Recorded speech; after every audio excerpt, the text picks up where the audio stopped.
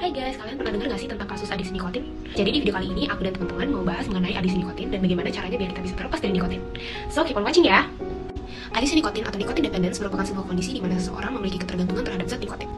Gimana sih caranya biar kita bisa tahu kalau kita atau orang di sekitar kita mengalami ketergantungan nikotin ini? Caranya yaitu yang pertama, jumlah tembakau yang dikonsumsi melebihi batas wajar, kesulitan dalam mengontrol penggunaan tembakau, ada perasaan craving atau semacam panggilan keras buat merokok terus, penggunaan tembakau jadi mengganggu pekerjaan, sekolah, dan keluarga, bersosialisasi jadi berkurang karena penggunaan tembakau, menggunakan tembakau dan gak peduli sama masalah fisik dan psikologis yang muncul. Ketika kamu mencoba berhenti atau mengurangi, jadi muncul gejala-gejala withdrawal. Nah, kalau udah muncul beberapa ciri-ciri yang udah aku sebutin tadi, mungkin kamu perlu mikirin lagi deh tentang penggunaan rokok kamu. Nah, permasalahan adiksi ini bisa disebabkan oleh 3 aspek. Kita mulai bahas dari yang aspek biologis. Jadi, misalnya seseorang yang tumbuh dan tinggal dalam background keluarga yang juga mengalami adiksi, biasanya akan memiliki resiko yang lebih tinggi untuk mengalami masalah adiksi yang sama. Lalu untuk faktor psikologis, contohnya adalah kepribadian. Seseorang dengan kepribadian yang pencemas, pemalu, atau pemberontak itu biasanya memiliki resiko yang lebih tinggi untuk mengalami adiksi. Dan yang terakhir adalah faktor sosial. Ini yang seringkali kita lupakan. Nah, kalau lingkungan sekitar kita berpikir bahwa merokok adalah hal yang biasa, jangan kaget ya kalau kita juga sering ikut-ikutan. Perlu kita ingat ya teman-teman, kalau adiksi nikotin ini memiliki dampak buruk terhadap kesehatan fisik maupun kesehatan mental kita.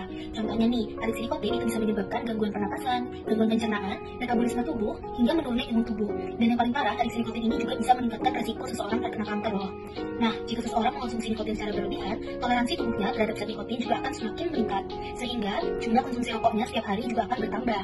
Nah, penambahan jumlah rokok ini bisa berbahaya banget loh, terutama ketika seseorang tiba-tiba memutuskan untuk berhenti merokok, karena dia akan mengalami yang namanya withdrawal syndrome. Lalu kalau sudah menjadi seorang pecandu, terus gimana?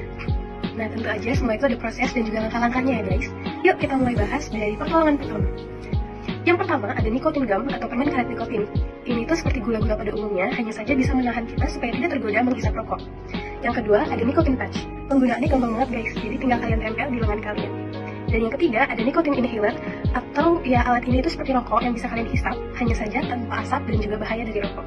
Terapi spiritual emosional freedom technique yang merupakan singkatan dari SAR. Sama seperti terapi kontrol diri. Jadi terapi ini perlu benar profesional guys, jadi tidak bisa sendirian ya.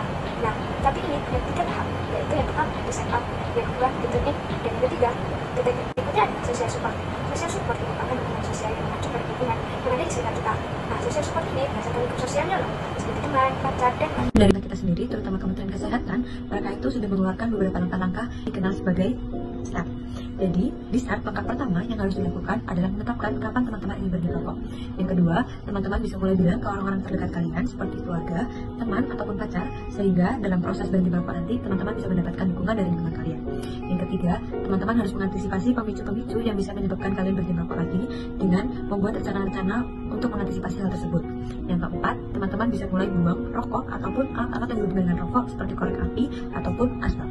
Yang terakhir, apabila dalam proses berhenti merokok nanti teman-teman mengalami kesulitan ataupun kendala, teman-teman bisa menghubungi layanan upaya berhenti merokok pada nomor yang tertera di atas. Gimana nih buat teman-teman yang sampai saat ini masih merokok? Apakah sudah ada rencana untuk berhenti? Thank you for listening. See you. Bye-bye.